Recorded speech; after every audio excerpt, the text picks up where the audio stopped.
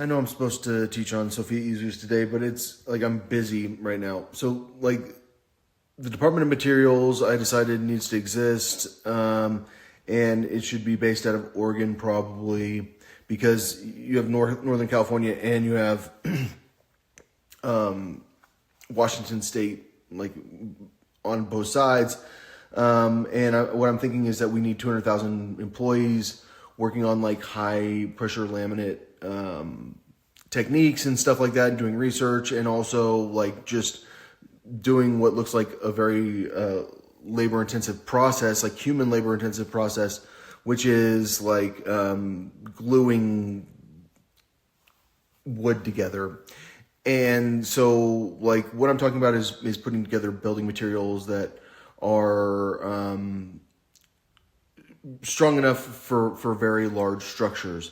And like what I'm really thinking about now is like building arches and like prefabricated like arches, or like half of an arch is made and then the other half is made. And those are like housing structures because do they have to look like they're made of wood? No.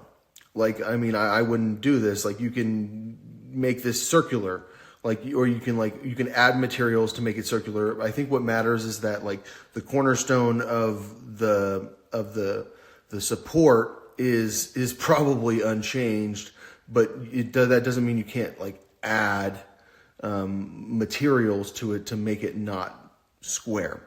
And so like I don't know exactly like how we're going to do it, but I think that we have to be creative about the things that we use. And like what I keep thinking is like this depends on like very nice cuts of wood from Oregon and Washington State.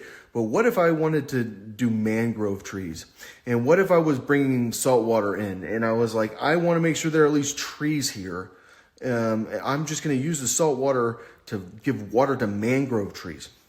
And then like the mangrove trees are too thin for real building materials, but then we like have ways of gluing them all together and making thick, heavy, flexible beams. And by the way, like what's the biggest problem with wood structures? I think moisture, which is why we might not, what sucks is that you might not want to use this in like Washington State or something like that, or maybe even Oregon, because it's got so much moisture, which is why they have so many trees. But like this type of material would be great for Las Vegas, because like it's so dry anyways. But like the reality is you can cover the material and, but you still need to make sure like the moisture doesn't like get inside. So yeah, like I think we need to do a lot of. When I talk about the Department of Materials having 200,000 employees just in Oregon and Washington State, like for me that sounds like there are a lot of people that have no way to do anything because they have to have the facilities to do things in. And so like initially the number one problem is going to be like building the like beam making facilities.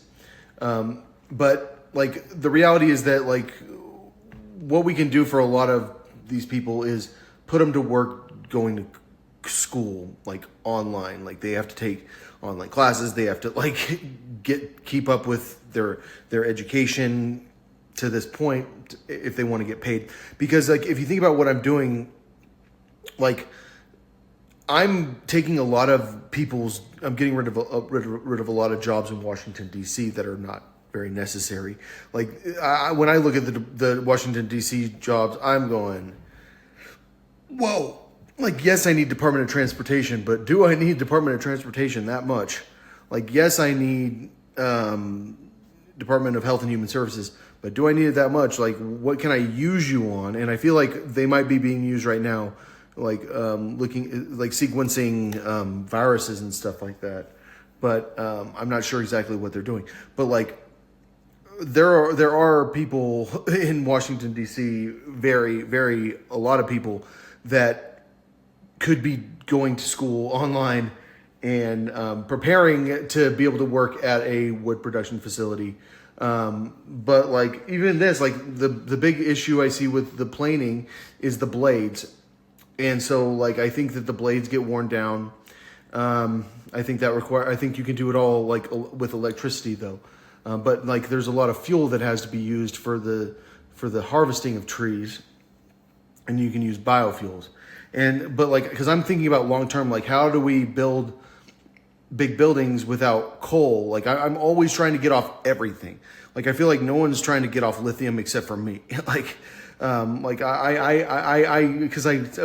still think that we need to use lithium. We just shouldn't waste it all on cars. And so like I think I need to work on plans, and I need to be realistic. And like just because this is non-load bearing doesn't mean that I can't use like blocks that are made out of hemp and stuff like that.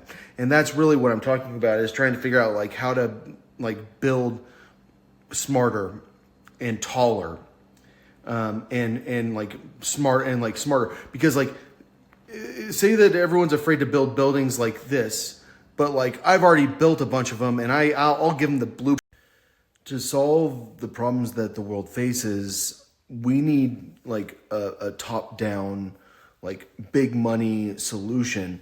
Like, and when I say that, what I mean is that like we need a builder who says, I want to build that, and I will hire like so many people to do it, and I will like waste money because I already have the Department of like Treasury, who really like what I need is like a bunch of coders who code me like tax software, and like I mean and like I need AI a lot to solve like treasury problems a lot. But it doesn't mean that we won't have treasury people around, but I feel like treasury people might actually be more connected to law enforcement, to the police force. And so like what I'm talking about is moving. I need the ability to move employees around. I need the ability to say, yeah, this property, we're building skyscrapers and we're building sustainable cities. And so, like, I think that when you do that, you get rid of a lot of jobs. But then you all, like, what you would do then is you're preparing someone for a job. You say, well, what's your degree in? What do you work in right now? Well, here are the education path options for you. And sometimes you can, that's not always the solution. Sometimes the solution is going to be like, well, you can go get a job like cleaning up this area, because we're always cleaning up this area. Like Lafayette, Louisiana, maybe needs to get trash cleaned up there. And so like, I think that like people can do something that's productive, and the computer can do things for them. But like I think that like a lot of my focus is going to be on humans learning things, and like figuring out how to do things very efficient, and like figuring out how to mass produce automated systems. Because like when I talk about building a skyscraper like this, like I can have automated systems built into it, but only if I actually have it built into it. And so like the reason that like automated systems, like which is like factory type systems, are not built into like our homes, is because like it's not cost effective. But it might be more cost effective in like a skyscraper type situation.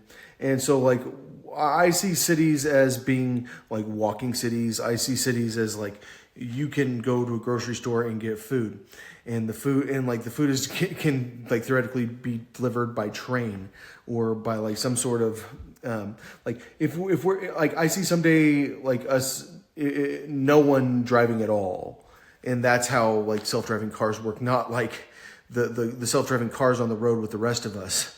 Like but it doesn't mean that it's not possible that the self-driving car is not going to, that the self-driving car will be on the road with the rest of us.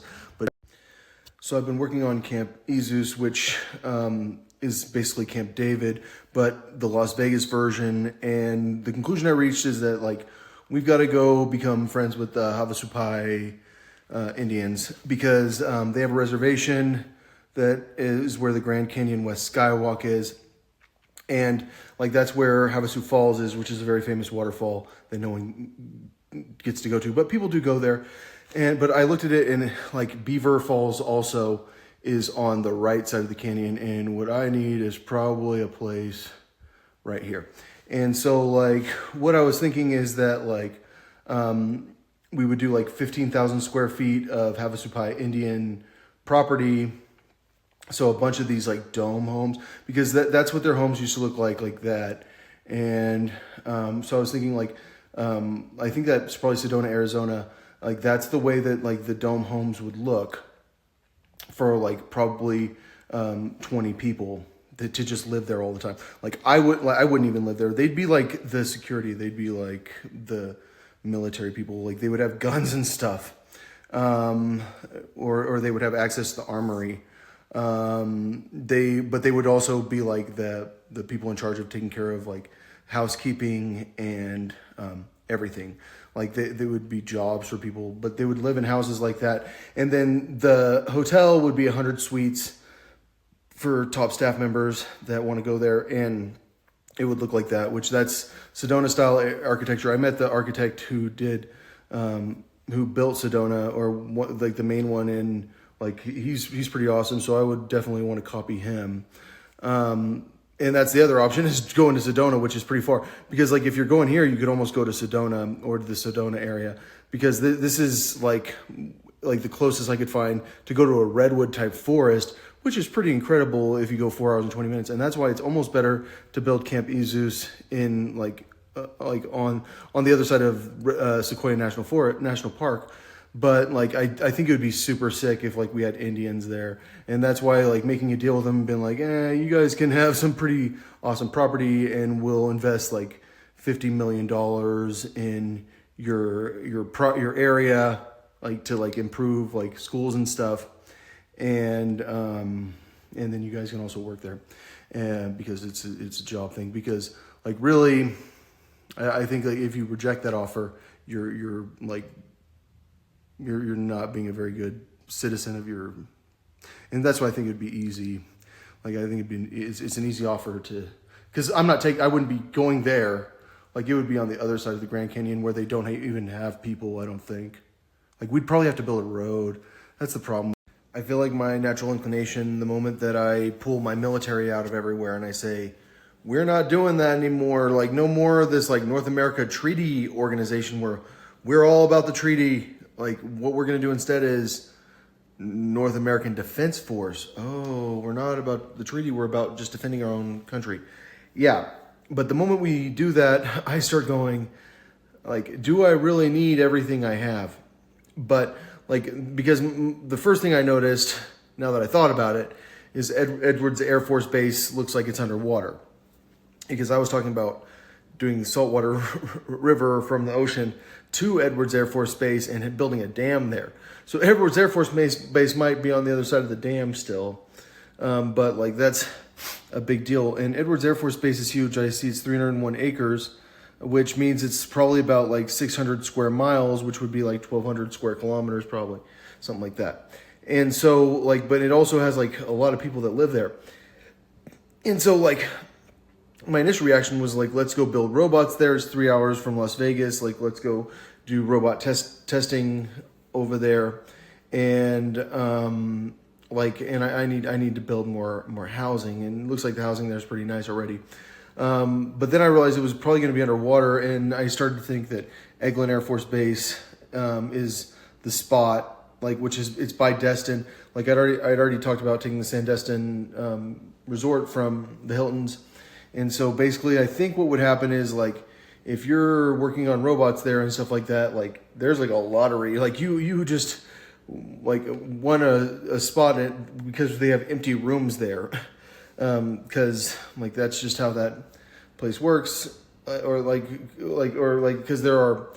because you're renting out rooms, but then there are rooms that are not rented out, and if there are rooms that are not rented out, we'll send people to go play golf or something. But like I don't know exactly what I'm thinking on as far as that goes, because there's also this Pensacola Air Force Base, and like the reality is that is a pretty decent amount of space. And I do think we have to do Coast Guard enough, and like a lot of that involves radars and not so much planes in the air. Like I imagine a world with less planes in the air probably. But that doesn't mean that we won't do testing there, and like probably the planes in the air might be drones more. And so like I'm trying to figure out how to do robot testing and where to put the robot people. And I think a lot of them would really like Pensacola and this Eglin Air Force Base area. And that would especially be the case if they could golf sometimes. But I don't know what's at Eglin Air Force Base at all right now. Like that is so big. Like that is such a nice location that it'd be nice to. I feel like the main problem with trying to do a lot of things at one time is like there are a lot of projects that have have requirements that have to get done before you do the next requirement or before you get to the next phase of the project. And so like it's easy to get stuck on something like an AI cameraman for boardrooms. And like the reality about that is that I think that if you have the gimbal set up or like you have room for the AI cameraman and like a way to plug into a robotic arm that is being controlled by a signal that you can mess with, then it's fine. And so like, do I think we could do an AI cameraman for boardrooms? Like I was talking about like this 12-person board that I'm going to have as president, and they're going to have all different jobs. And the camera focuses on someone pretty close up when they're talking. So like when they unmute the microphone and the microphone detects them speaking, then the camera would focus in. But what happens when multiple people are speaking at the same time? Well, the camera would shift to the other camera because there are two cameras pointed in that direction at the same time. And that camera would be zoomed out. So like one would be like based on our decisions or on like calibration, like one would be like 180 millimeters. And then the other one's shooting at like 50 millimeters. And so like the moment that more than one person is detected, like the other camera kicks in and films that way. But it's always being recorded no matter what on different channels, and then we can mix it with a recording studio type thing. And so like would this be a recording studio? Yes, each of these would be recording studios. But like really like because there's a signal that's going to be messed with. So when you do like 600 rooms like that, but I don't think you have to do 600 like that. My plan was 30 18 person table rooms and 4 25-person rooms that are almost like that. But I don't know if the 4 25-person rooms would be like that because what if there are multiple people talking at the same time? I think you could still do it because not everyone unmutes. I think generally like 2 people talk when they're doing a conference call. And so this is about like being able to do conference calls. This is about like knowing that there are 54,000 people at Fort Meade and I've got to talk to them. And so as long as I have a secure line from the Cosmopolitan Hotel, which I'm calling Takayo Sune, then like I can always talk to them. Which actually that's like a very big hotel. I didn't realize it was that close to the Palazzo. Like, I mean, because the Palazzo would have rooms like this also. The recording studio type rooms. So like doing the AI cameraman would make sense because like once you've coded it, like I think it's easy to do for multiple rooms. Like I think the key is like knowing that if you have a big enough room, then you can build a wall that has a camera. I wanted to point out one more thing about this AI cameraman for boardrooms, because like when you see this 130 people that are on this staff, National Security Council staff in the West Wing, when they do this stuff, like how many of those people are cameramen? Probably like 6 of them, like, or I don't know, like maybe like 4. I'm not sure, but like, is it actually an AI cameraman that I'm talking about if I'm setting up like 6 cameras and there's a computer program that decides how the cameras behave? And like, is that AI? I'm sure some of you guys are going, no. Why? Because no one knows, because only like AI people know what AI is. It's based on like data, like it's learning how to follow you better, which like, yes, it could follow you better. But the reality is like what it's actually doing is it decides like, when a person's talking, like I can detect that like it's a signal. Like I can hear how loud it is, and like when that person's talking, I am focusing on them. But if there are 2 people talking on the same side, because those have rules connected to each other, then like if they talk at the same time, the cameras, like the other camera goes on, and that camera is ready to be from a distance, or even like one of those might go on because like say that there are too many people in the meeting, that camera is focused on those people because like there's so many people there. Like this camera needs to be ready for that. Like suddenly like 4 people are talking with unmuted microphones, then the side camera like would be what adjusts. But at the same time, we'd be recording multiple channels like if we were doing like a movie. And like that's why like what I'm talking about is AI movie sets. And I think that AI movie sets like are not like the end all movie set. Like it's not like the goal movie set, because like you have to do lighting and stuff like that, because like you have to set up the shot. But at the same time, like, I mean, it would be nice to be able to do AI movie sets for the sake of agile entertainment, because like a lot of people are like going to be working with a small team, and like it would be nice if they could just go onto the movie set and like turn on the AI, and like at least it like tries, but like it's going to be a store during the daytime. Well, that's your lighting scheme. And like if you're taking it, like if you're trying to do something else, you have to like think to do something else. And so like AI lighting like is like programmed lighting, which isn't AI again. Like nothing's AI unless it's like predicting the stock market to me. I've been planning this hotel, which is like Camp David at the Havasu Pai Reservation, where I initially was planning on having 20 of them, and I was going to have them live in domed houses, kind of like they used to live in, and that blend into the landscape very well. And now I'm thinking it's probably going to be like maybe 50, because like what I think like we should do is put 300 suites there, so that you can like, so that like if a whole movie crew shows up and we want to shoot Grand Canyon stuff, because we should shoot Grand Canyon stuff. Like that's the thing, like no one owns Grand Canyon. And I think that like, if we own a movie production company and we have the opportunity to shoot the Grand Canyon constantly, we should shoot the Grand Canyon a lot. And that's why building Tlaquepaque, which is like basically there's a wall here, but like I view it like a walled miniature city, but it's not. It's a shopping center. Like these are all like little shops. And like so, like you walk in through this arch thing down here, like on the map, and then there's a fountain, and then there's an open area, and then there are stores, and you can go that way, and then you can go around and walk down this back way, and then go through another entrance thing, and go into this like inner area like this, and then they have fountains all over the place, and there are arches everywhere, and they have cool Santa Fe style like architecture there. And so like the way I'm thinking of it is like 100 to 300 residences, but like they're like multiple buildings that are inside of like a wall, and like there's at least one that's like steel, and that's the one that is against the canyon here, so that like people can go on the roof, like a flat adobe type roof, and sit up there and overlook the Grand Canyon. But then like if you're looking at the Grand Canyon from below, like you shouldn't be able to see the building because it should blend in that much to the landscape. But yeah, so like it's like a Motel 6, but like lots of like maybe like 3 Motel 6s, but then like but they're all inside of a wall, and then they're like designed differently. At least that's the way I'm imagining it, but it looks kind of like this. And yeah, I think that would be a good movie set.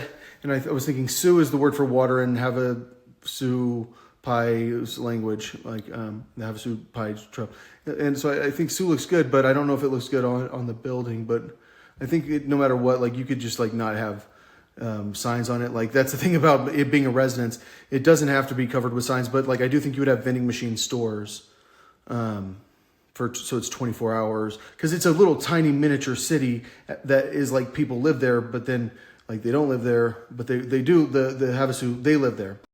I feel like this would be a retreat for the government, because once I went from 100 rooms to 300 rooms, it went from like the staff that are critical for the president are there to like you can bring the Senate there with like extra people. And like I think that the reality is that I would want to rent it out to people for like a lot,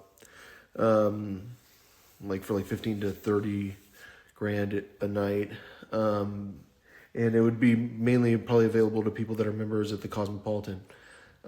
So like the main changes I would make to Tlaquepaque, which it looks like that, is that like once you go through the entrance right there, I think there'd be a stage right here with like pseudo amphitheater, like where like you bring your own chairs probably, like it's for like a very small music venue. And then like there would be stores, like mainly like art, because I feel like I'm gonna have a lot of art, and like because I'm gonna take all these like rich people's stuff, remember, and keep them as slaves and have them work as prostitutes for me. And so like I'm gonna have like so many freaking paintings from Taylor Swift. Like you have no idea. So like this is gonna be like an art gallery probably. Like I'm gonna have so much art, but like really like it's residences. So like there's an entrance on one side, and then there's a back patio, and there are these three buildings, and then I think there'd probably be a fourth one that's like a tall one that looks like that. That's like very, very tall, and then everyone goes on the roof, and you can and it looks over like the courtyard area. Down here in the middle, like I think that's like an outdoor cafe, but like I feel like the main work area for the employees would be inside there, or like maybe even in like a church type building, like where they have desks set up, or like on the roof, like because I feel like a lot of employees will go there, but like I don't know how much like I could sell it out. Probably like I wasn't planning on selling it out. Like why do I not like having a ton of people out there? It's because like I don't like taking the Grand Canyon's water before it hits the Hoover Dam. But like really like it's not that many people unless I start like trying to bring in a ton of people. So like 300 really is like the very max of the amount of people I'd want to bring in there. And like I would want one big building like inside the wall, like at the back, and then that's like got balconies and people like, and really like I could sell one and pay for a huge amount of the process, like because I mean it really would be a unique view, like but I don't know. I'm still working on my plans for Camp David, which is like Tlaquepaque Pocky in Sedona, Arizona, which is like a lot of arches, and it's 2 stories. And so like basically there'd be like the 2-story hotel rooms. And the more I thought about it, they were going to be suites, right? So the first floor is a living room, and it has this staircase type thing inside. And I think it should be like that style of staircase, because it's easy to do. Like if you're going to do it for that many rooms, do that style. And so the upstairs is the bedroom, and then there's like a patio type area that hopefully overlooks the canyon, because like if you're facing the canyon, like say that like I drew it down here, and I did a very bad job. This is not what I was thinking, but like you want to be able to have a view of the canyon. But this building I think would be kind of like Mykonos a little bit. It'd be like this down towards the bottom. I hopefully like you can take staircases up the side of the building, because like the downstairs is like a big office area and like a cafe, and it's like a work area. It's offices for like the first like 2 floors probably. And so it kind of looks like this. And then like once you get up higher, like it can have like domes, because like the more I thought about it, I realized that I do think like having domes would make it look way cooler towards the top, because I'm really worried about like trying to do this look. So I was thinking that like what happens is like initially when you're there, you don't have enough water. And so like you just have pools and stuff. And there can be this pool area, and I was kind of liking the idea of an infinity pool there overlooking the cliffs of the Grand Canyon. But like the more I thought about it, like initially like we don't have to take as much water, but then like once we get the water going because of our saltwater river, then we use that as an excuse to like double the pumps. And if we double the pumps, we can do a little river thing that looks like Beaver Falls right here, over here, going in here, and then it turns into a little tiny like stream that runs through the town that's like so small, and like the stream doesn't run until we have enough water there, and then we would do a 36-hole golf course and do 10,000 people there, or do another 10,000 rooms, because remember like the initial plan right now is 100 to 300 suites. And the downstairs would be a living room, the upstairs would be bedroom, and then there would be out like balcony areas and like a front area, and like it's all kind of walled in. And then in this big structure, I feel like every architect dreams of being able to build on a cliff like the Grand Canyon, because it's like not scary at all, and you don't have to be like actually on the edge, and you know how strong that is. And so like the idea of building like a little town here that starts off with 300 people and ends up with 10,000 once we get the water going, is like a really cool idea. Because like in America, do we have a single town that's built on a cliff edge? Probably. I think we have like small towns. I mean, usually they're like down at the bottom of the cliff, but they're not at the very bottom, so that there's water, so the water has a way out. Because we do have mountain towns, especially like in Colorado and stuff like that. I can't think of one that's like on a cliff edge. And I definitely don't think there's one like this. And so like when I start thinking about like why why there's like nothing really that incredible built at Lake Powell, and there are like some incredible views. Like, is Lake Powell the most beautiful place in the world? It feels like it. One time I drove into Lake Powell and I thought it was the most beautiful place I've ever seen in my life. And so like building there is scarier to me than building there, because I do like people being able to go hike and stuff like that. But then I also like the idea of a town on the edge of a cliff.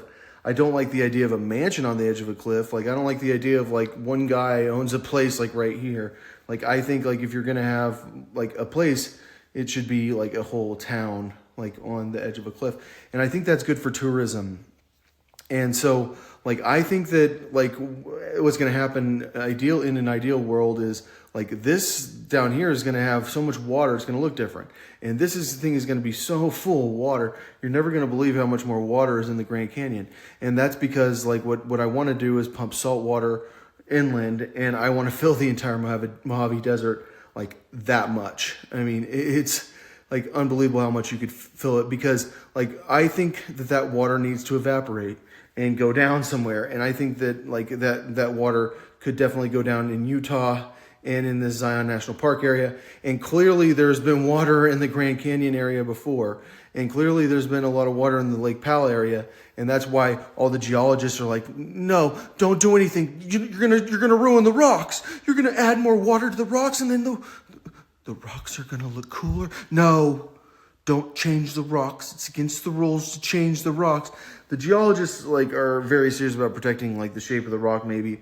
But the reality is, I think that as long as the rock is smoother, the geologists won't get mad at you. If you break the rocks and turn the rocks into a bunch of broken rocks, I think it's all about the way that you smooth out the rocks.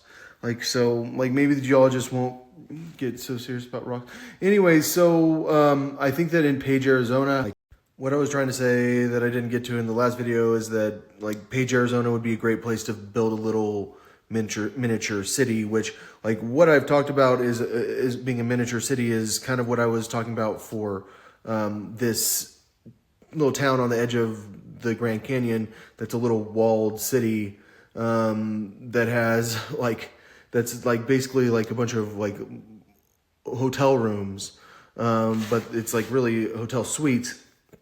And then but they're built into the city, and everyone lives in this little town, and you can expand it and go along the edge of the Grand Canyon.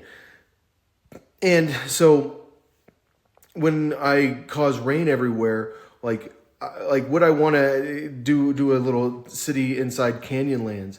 I feel like what all the geologists would say is like, that's my fucking favorite rock. Are you fucking serious? You want to put a town in the middle of fucking Canyonlands? Do you know how important those rocks are to me? And what I would say is, actually, like, I do understand how important the rocks are to you. That's why I want to build a little town there, because I think the rocks are that important to me. And I want to be able to visit the town with other people who can't hike. And so, like, Canyonlands kind of looks like that. And so, like, you could build like a 10,000 person town along the edge, and like it would be more like a hotel that is a town. And so like I don't really like the way that houses are built. Like I don't like the way the houses work. I don't like the way that like everyone has to drive. In my opinion is, if we're building like towns that kind of look like this or like this on the edge of cliffs, like, I mean, we've got like 200 miles of Grand Canyon to work with. Like, can I just have like a few, like 3 or 4 miles maybe? And then I could put like a whole lot of people on the edge of a cliff. But I wouldn't do that unless I was causing tons of water to rain down. But if I can create the saltwater river by using the military to pump water inland and filling the Mojave Desert. And it did suddenly start causing like this thing to like start filling up. Next thing you know, you're like, oh no, I shouldn't have built my house on the edge of a cliff. Like, no, like I'm pretty sure that the water would never actually fill up that whole thing. But like Canyonlands might fill up, like, I don't know. But Lake Powell, man, you could find a spot where you could put like 30,000 people into like a town like that that's very like vertical. And so like what I'm talking about is vertical farms, like, or vertical housing units on the edge of like cliffs, or like in like very, very beautiful locations, and like building tall versus like spreading all our houses out. Because I think the key to Sioux, which is like my plan for a Camp David, which is called Camp Izu after Moses' general who became the ruler of Israel after Moses died. And like basically it's a town on the edge of a cliff, and like we have to bring water to the town at all. And so like we have to have a water processing area, because we're going to take water out of the Colorado River and pump it up to the top of the cliffs. And like my opinion is that like the moment it gets to the top of the cliff, it should be like this is a terrible drawing, but like it should like pump out in a place like at the top of this pool. And that pool, once it's full, like should spill into the next pool, and then that pool should spill in the next pool, and they should always be spilling, but like only if there's enough water being pumped at the same time. Because a lot of the time the water won't be getting pumped at the same time, because like there will be like a float valve or something like that. I mean, like, or like there will be some sort of like indicator that will tell us like that like the water is full, or like the water is going down too much and we need more water. Because like we do need to pump fresh water up, and then the water has to have time to be treated, because you have to have a water treatment facility there. Because like this is a little town, like it's not that many people though, and that's why like you could be more simple about it. But I still think 300 people or 300 residences is a lot, and 100 residences was enough. And so like, but like, I think that like the key to understanding this whole situation though is that like the you have to bring water up. This isn't like chlorinated water. This is like untreated water that's coming out at the top, that's like on the edge of a cliff. And so like we have our own Beaver Falls like inside the city walls. And so like I do think it's a cool way of dealing with bringing water in, because like we have to bring water in no matter what. And like I don't know like if it's going to be treated up there, or if it's going to be treated like in an underground facility or something like that. But like we got to treat it somewhere. It might be treated outside the city. Like I don't know exactly how to do that, because like I do think I'm going to have to bring in engineers to help. But like sitting on top of this and like seeing the view, like would be really nice, looking down on the little town and then looking down on the Grand Canyon. And that's why I really do think this can be like a model for how to do towns, because I think we could do it in a lot of different locations, like eventually. From what I've read, Kamala Harris plans on building 3 million new homes in 4 years, like, or that's what she says. Like, but then they would all be separate, and it would be bad for the environment the way that they're building them. They would just be like single family homes. And like what I'm talking about is figuring out how to like fit more people into a smaller amount of area, and like really like organize building of homes, because like these are all suite units.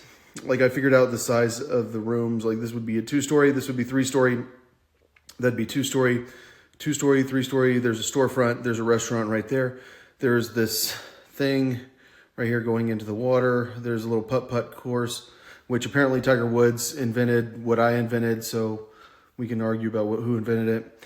And it's on the edge of a cliff at the Grand Canyon. And so like, but when I am thinking about how many people I'm building this for, I'm not thinking about building it for that many people.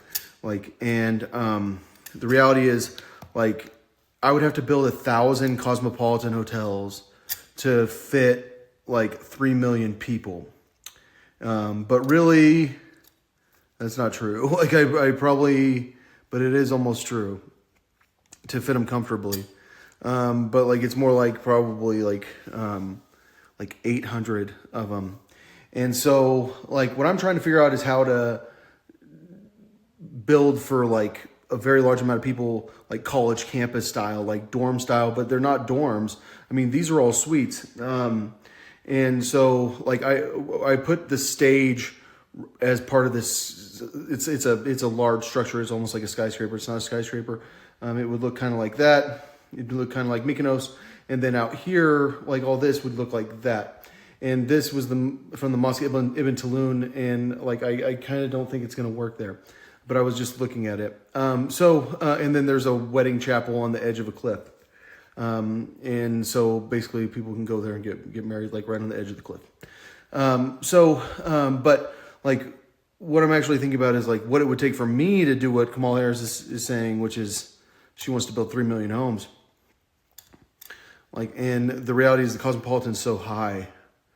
Like, and like, I don't know. Like, what I'm planning is like to build a lot more than 3 million homes, but not in 4 years. Like I have to get the high pressure laminate materials people together to like get like I'm gonna have to go get with Canada.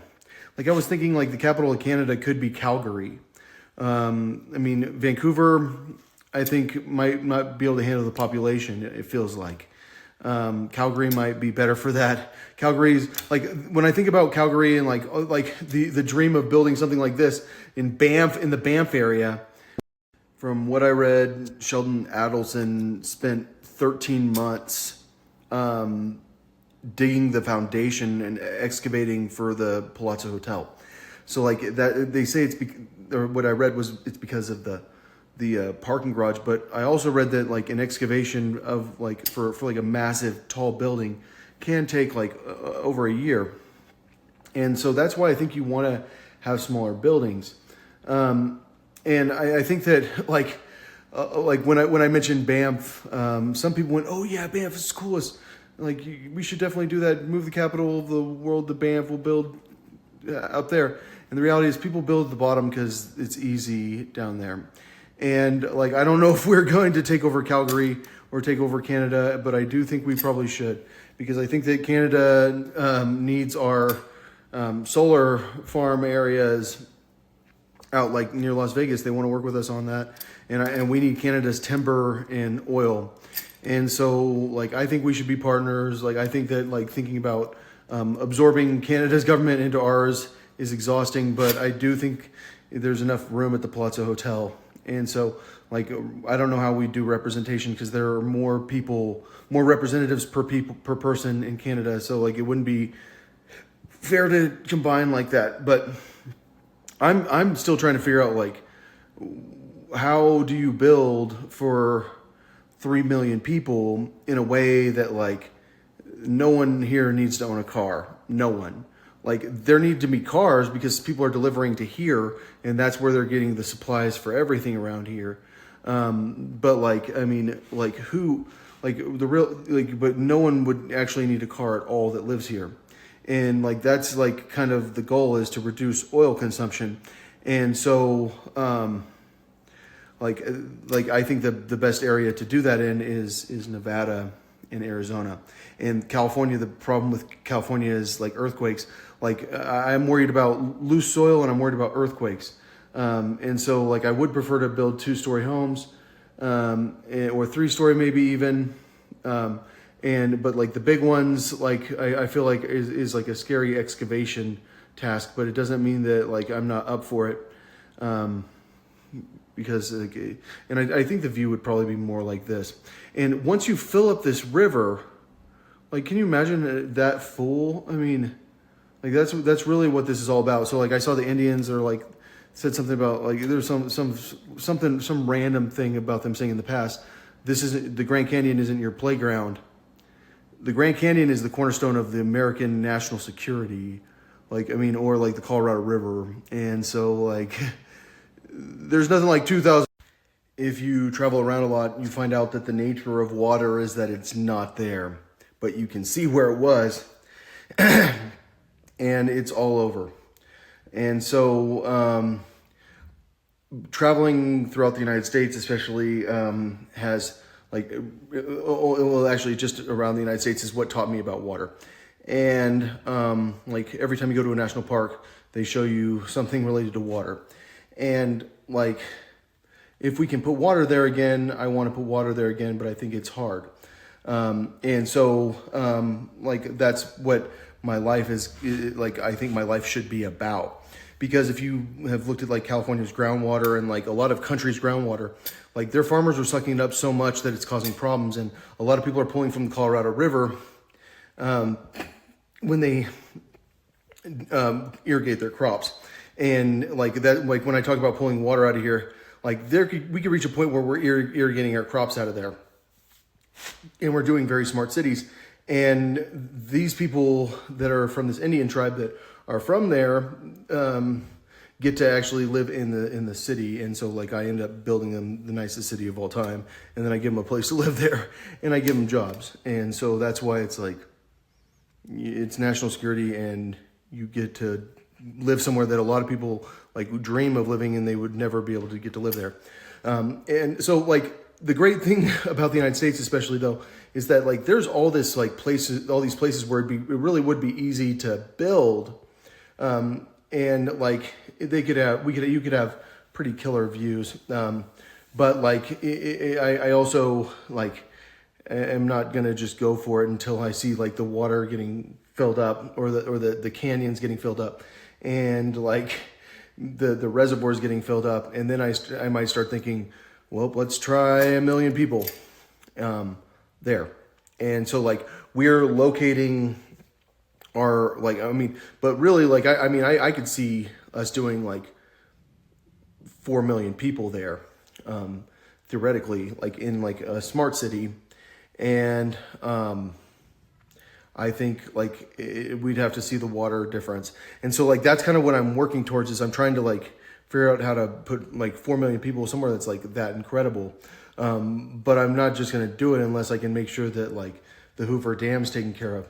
Yeah. So like how many people am I displacing from the Air Force already? Probably like 20,000 or so. I don't know, like 18, like at least like, but like, plus like a lot of them are going to be like, not have a reason to be at the base. Like it's going to be, I think like one of the bases, it's going to be more of like a research type place. And so like I'm pretty sure I ruined my picture, but I know that the suspense has been killing you. You're trying to figure out what this thing is, like, because I've designed this town that I want to build on the edge of the Grand Canyon, and I want to build a model town that looks a lot like that, except there's this big building here, and I'm sure you want to know what this spot is, and the answer is it's the dog park, because like the real reason that I put this this chapel here for weddings on the edge of a cliff is because like I wanted to have dog weddings. Because like what if like the two dogs have been in the dog park a lot and like they didn't know each other and they start getting really close and they need to get married and you need a beautiful view of the Grand Canyon behind them for the picture of the dog wedding. Clearly you need to make sure that you have a dog park. So I almost started adding another dog park back here, and then I messed up with the little dome things, and I gave up. But what I was thinking is that the picture of Mykonos, where they're walking down the stairs, and there's like this Santa Fe style architecture, which is in the Mosque Ibn Tulun, which is the oldest mosque in Egypt, I think, or something like that, or the biggest mosque in the world. I don't know. I've been there once, and I've been in the minaret, and like I think that like that's a cool design, and like I like the idea of being able to walk to the top of the skyscraper, but it's not a skyscraper. It's like, I mean, I think it's like it's like a really big building, but there are pools, and this is more for a viewing pool. But I feel like the pool could get the water could get chlorinated, like when it's going through this process on the edge of the cliff. But yeah, so I think the biggest problem is like getting all the supplies out there. And I was also thinking that like the military, if they're gonna be practicing flying helicopters and stuff, they could just fly people for me. But like, I feel like you'd have to pay extra to get a military escort. Because there are other helicopter, like if you're spending $15,000 for a room per night, or like $30,000 per night to stay there, you better have a helicopter ride there. And so I think that like the military, like if they need to practice, they should practice like escorting people versus like practicing flying. Like that's just my opinion on it. And like if it's their first time flying, and they have to practice, like, sorry, like that's just how life works. So yeah, there would have to be a military landing area. And yeah, I've been thinking about the main problem with moving all this salt water inland and kind of just filling up the Mojave Desert with salt water. And I think a lot of you guys know that the problem is turtles. What happens if the turtles die? Because the turtles don't like salt water. They're desert tortoises. The answer is that like we can have some turtles as pets. The tortoises can be our pets. But there are also 200,000 people out there. And so like I have talked about a lot in the past, migrating people. And I've talked about like taking people from towns that like are too cold on the East Coast, that like the heating price is very expensive, to put maybe towns like this. And I've even talked about like probably moving some people out of Los Angeles and then moving them back, or maybe not moving them back, because like I think I would really like to move 4 million people out of Los Angeles and give them like, it's Elfton built on a saltwater lake, and like you guys get to live in a beach town. You have a beach resort or whatever, and that's what I'm talking about when I talk about building a saltwater river, is building beach real estate. But the beach isn't moving, or like it's not like it doesn't have waves, but like the water does move. Lake water always moves. It's always like it has a flow to it.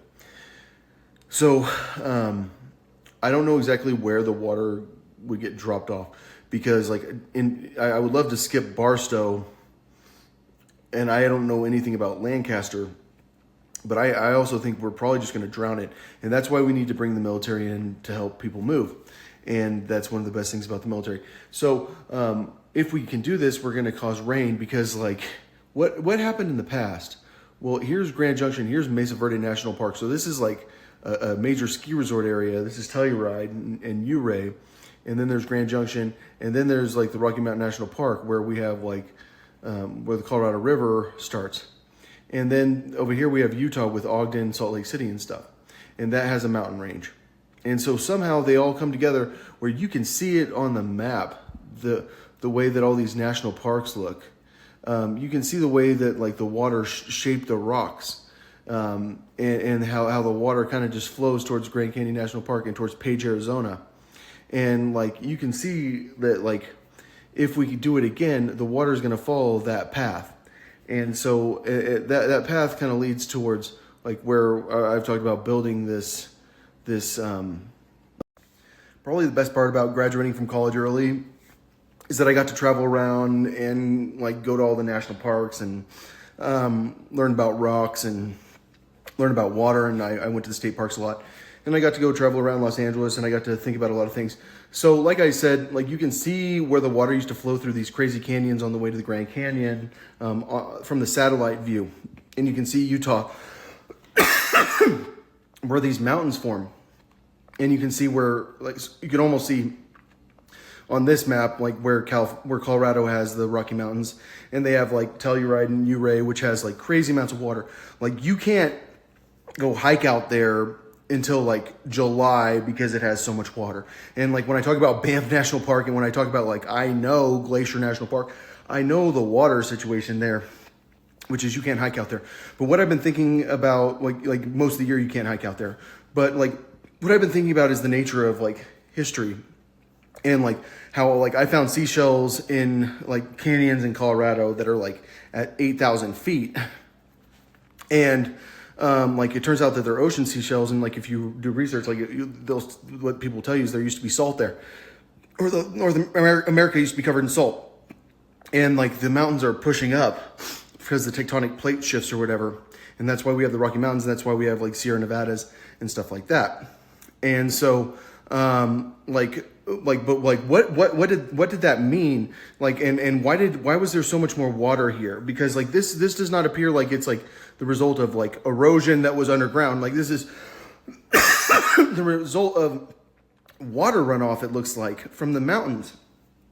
And like what I tell you is that like the Salt Lake City has this Great Salt Lake, which like used to be like 3,300 square miles, like big. So like that was like 7,000 square kilometers, and now it's about 800 square miles, and like that's because like all this water is evaporating out of it, and it's because like that is probably the remnants of the ocean, like where it like naturally goes towards in that area, and like it had so much salinity because like it went there for so long that it's the salt's still there that much.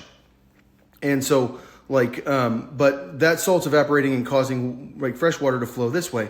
And we can have salt water evaporate and cause fresh water to flow. And so, like, what I'm talking about is like creating a situation that causes like rock erosion, like at the level of the Grand Canyon, by like having salt water there evaporating inland. Because like, what are the rainiest places in the world? Islands. Why? Because they're surrounded by that much ocean water. Like there's constantly evaporation. And I've been talking about this town I was going to build on the edge of the Grand Canyon, and I've been talking about like bringing salt water inland and having it evaporate because it needs to evaporate there. Like what you have to understand is the Great Salt Lake, which like was 3,300 square miles, it was massive, like causes like such a massive amount of rainfall and snowfall in Ogden, Utah compared to the rest of Utah because it's there. And like it's so critical for people to understand that it's there. And then it also has this like slope which causes heat to go up. And I know that I can cause heat to go up by having like a lot of people live in a residence that's vertical and having them cook and stuff like that, and exhausting. And I can control the exhaust, and I can cause rain and snow and stuff like that. And I can build a tall mountain by building tunnels, like by building arches through like dirt and trash, and rock, and like having like them supported by that. But like I have to, it all has to be supported by wood. But what I'm actually trying to say is like, that should scare us when we see 3,300 square miles turning into 800 square miles. And that is what caused this. I mean, and this is what gives Vegas and Los Angeles and all these farmers water. And so like, but it's also that, but it's a combination, but that's disappearing. And all I'm saying is like, we need inland water sources to evaporate, and the Mojave Desert's 47,000 square miles. Like that's not counting the north part that's north of Las Vegas area, which like could be filled with water also if we decided to figure out how to pump in that direction through large structures that are acting as aquifers that have people living inside of them. So all I'm saying is that like I need to replace the salt. I need to replace the Great Salt Lake, and add water to the Great Salt Lake. I mean, and the Great Salt Lake will add water to the Colorado River and stuff like that. But like, and we can do that by like, I mean, I think we can do like at least 20,000 square miles of salt water. Like it might not be very deep. I mean, it wouldn't be very deep, but it doesn't matter because the radiation and the ultraviolet rays aren't going to go that deep into the water, but they will hit the top part.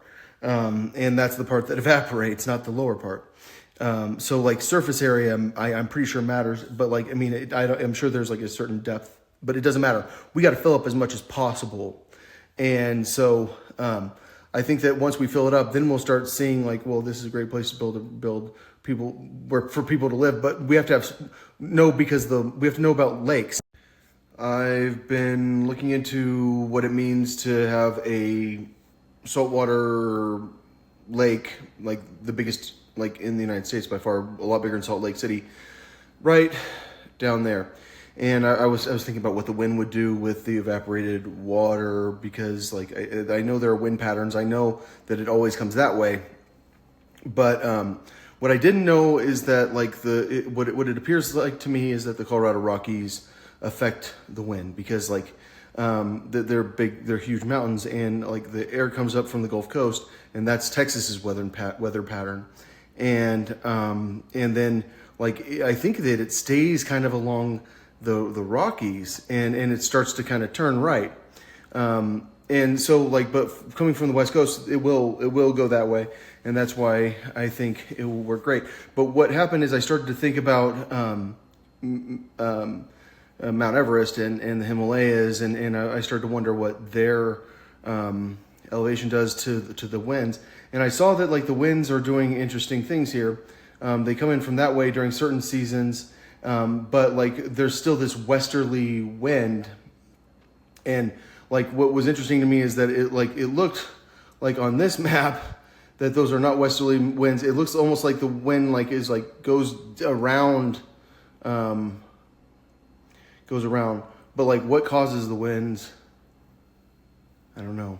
Like I don't know. I think like the evaporation of water, and like a combination of the earth spinning and like so centripetal force, and like for some reason the poles, like the electromagnetic like draw of the poles probably affects magnetism, which for some reason affects wind. But I don't know. All I know is that like if we built a Mount Everest right here, what would that do to the wind? Like I think I definitely know like we would have a very serious rainy season right into the canyons, like right at the top, like right before the water goes very, very fast to Lake Mead, which we want to like cause flooding on the way to Lake Mead in order to generate electricity, and also to like promote the ability to move people here, like move people to like the Grand Canyon area. Because how many people could I really have live out there? Like, do I think it could be decent farmland? I think like it's not about the farmland; it's about the climate. The climate's fine for growing. We might like have to do hydroponic or bring in soil and stuff, but like I think we can move a lot of people there. Like, I mean, we could even move people from other countries. I just floated the idea of building a mountain the size of Mount Everest in the middle of like the Grand Canyon, basically, or right next, or at the bottom of the Grand Canyon, to cause rain. And like, would I actually do that? No. Like, I looked it up, and like to make a mountain that's 9,000 feet high, it would be 1.5 miles by a mile and a half. By a mile and a half, by a mile and a half. So like before I was talking about 6 by 6 by 6 by 6, and I was talking about doing that in Colorado. So starting at a high elevation, but I'm not talking about doing that. Like I think that like if you can make a 9,000 foot tall mountain, it would do something. But the reality is that mountain ranges are like long, and so like even if I like say that I decided I'm gonna try to build a 30,000 foot mountain there, or like, well, not really, I wouldn't actually even think to do that, but but say that I like decided to try to do that, like even like no matter what, I would have a huge population up high, and then I would have like a wide amount of space that's dealing with these westerly winds, because like I have these winds coming in from the west, and they're kind of going like that, and I want the winds to hit a structure and go up. And then I also want like heat to be put up along with those cold air and the water, and I want to cause the atoms to change and whatever. Like I need to make it rain. So I like putting salt water out here is about causing rain, but I don't think that like we want to just put salt water out there. I think that we want to have ways of bringing the water down. And so like if we did like 1.5 miles by 1.5 miles pyramid like grade mountain that's full of arched tunnels and farms, like I think that's the way to do it. I think it's hard no matter what. I think it's very hard what I'm talking about.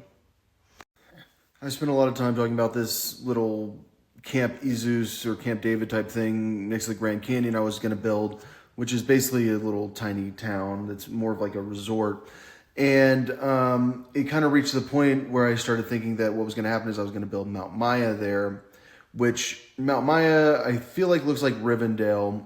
And like the more I think about Mount Maya, which starts at 4,000 feet, which is the West Grand Canyon, like now that I've changed it, because like before I was thinking I wanted to try to get to 30,000 feet. And the reality is I think that like 9,000 feet in Colorado can't get so much snow there. And I feel like 9,000 feet can cause like rain if I'm getting it up there, but I don't know what's going to happen. What I do know is that like I would need it to be like a mile and a half by a mile and a half by a mile and a half by a mile and a half. And it'd be like kind of like a cone type shape, a lot like this. And like the more I think about it, like I would like to do it like 5 miles by 5 miles or 6 miles by 6 miles, and then go up and then like have flat areas up here, like to collect water, like, because like you don't like, cause like, but that's such a massive tunneling system underneath, but I do think it would work. And so like I would build like a Rivendell type thing, probably like a mile or like 3/4 of a mile away from the Grand Canyon edge. And so like you would walk like like 3/4 of a mile, and then you would get to this Sioux, this town that looks like that, but then there's this tall structure, and I keep thinking it needs to look like this, but like that, like which is like here in the corner. But when you walk through, like you can see off the cliff, like you go through this gate, and then suddenly you're like, oh, cool, like this town's on the edge of a cliff. And this one is not on the edge of a cliff, but it looks down on the town that's on the edge of a cliff, and that's why you really have to work at it to try to make it look cool. And so, but like on this, there are towns on top of it, and so like there's a town right here, and so like I keep thinking like you don't have to make it super duper tall, but if you make it super wide, then you have like a very high up area, like overlooking everything else. And as long as you do good with the architecture, it's nice to have it there. And so, but like we'd still need to figure out, because these are all arches. Like like this whole mountain is supposed to be full of arches, like very long tunnels. But then on the side of the mountain is like neighborhoods, like that are like this. This is the side of the mountain.